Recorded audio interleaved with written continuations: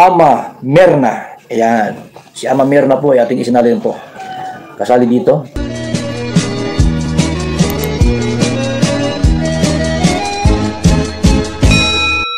Eto na naman tayo guys. Good morning muli. Magbibigay ako ng konting reaction sa inyo kung ano po yung aking obserbahan, ano yung aking kuro-kuro o ano yung aking opinion. Kunti lamang po ito at ito ay tungkol kay Mr. J, the PWD. Isa po siyang kalingap charity vlogger na kung saan nasa Mindanao po siya ngayon. Isa po siyang kalingap charity vlogger na under po siya kay Kuya Val Santos Matubang. Pagkatapos po ninyo mapanood ang aking video, dalawin po ninyo siya ha, para sa ganon mapanood po ninyo ng buong buo kung ano po yung aking tinatalakay dito. Dalawin po ninyo at suportahan Mr. J, the PWD. Salamat! Panoorin na po natin ang kanyang video. Welcome sa ating channel, Mr. J, the PWD, ang taong may kapansanan pero may pangarap sa buhay.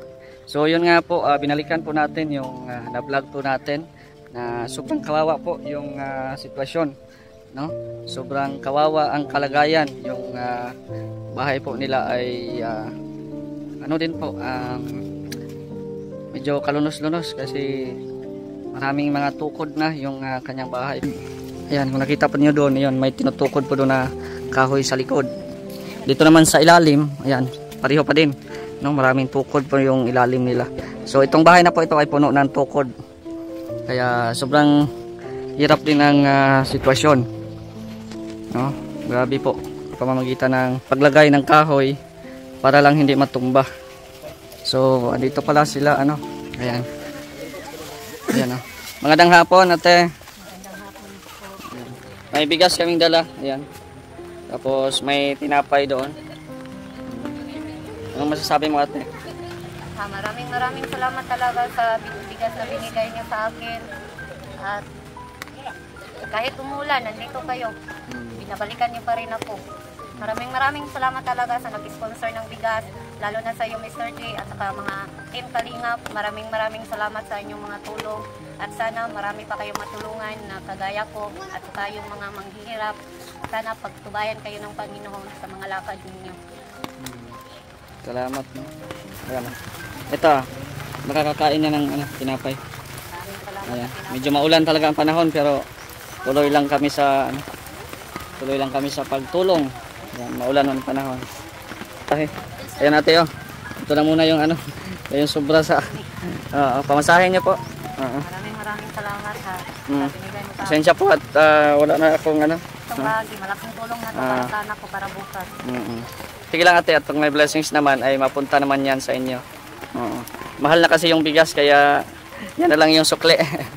Maraming salamat sa inyo at sa team Kalingap at lalo na po sa nag-sponsor sa bigas na ito. Maraming salamat lalo na sa iyo, Mr. D, at saka kay Boy Gahe. Maraming salamat na napansin niyo talaga yung video ko at saka napuntahan niyo ako at saka nakita niyo po ang sitwasyon ng bahay ko at lalo na ako nakita niyo ako kung anong sitwasyon ko. Maraming salamat talaga sa binigay niyo sa akin. Ayan, salamat po. So yun nga po, no, sana po ay mapansin po natin yung kanyang hiling na matulungan sila, no, kasi solo parent na din po si ate.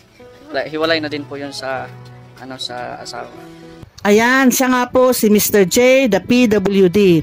Napakasipag po ang batang ito. Kahit saan din ay talagang sinusuong din niya. Ano mang hirap yan, ano man layo yan, o ano man yung sitwasyon sa buhay niya, sa kalagayan niya, hindi po tumitigil itong si Mr. J, the PWD. Kaya Mr. J yan kasi si Joseph yan. Isa po siyang PWD, pero hindi po hadlang yung kanyang ginagawa, yung kanyang pagtulong, pagbibigay ng tulong sa ating mga kababayan. Naging charity vlogger po siya at marami na po siya natulungan. Kagaya po itong pinakita kong video sa inyo, tingnan naman po ninyo. Nagbibigay siya ng ayuda, yan, may bigas siya binigay, may konting tulong na cash at mayroon ding mga tinapay, ganyan. Ito'y nakabatay lang sa kakayahan po niya. Hindi naman yan nakabase kung ibinibigay mo ay malaki o maliit. Basta importante ay ayon po sa puso yan. Kung may puso kang tumulong, maliit man yung ibibigay mo, ay counted na po yan sa Panginoon. Kasi kung magbigay ka nga ng malaki, pero labag naman sa kalooban mo, ay yan ay may problema yan. Itong pagtulong ni Mr. J, ito'y ayon lang po sa kakayahan niya, ayon lang po sa naisin ng puso niya. Ang importante sa kanya ay nakakapag-abot siya ng tulong dun sa mga binibisita niya.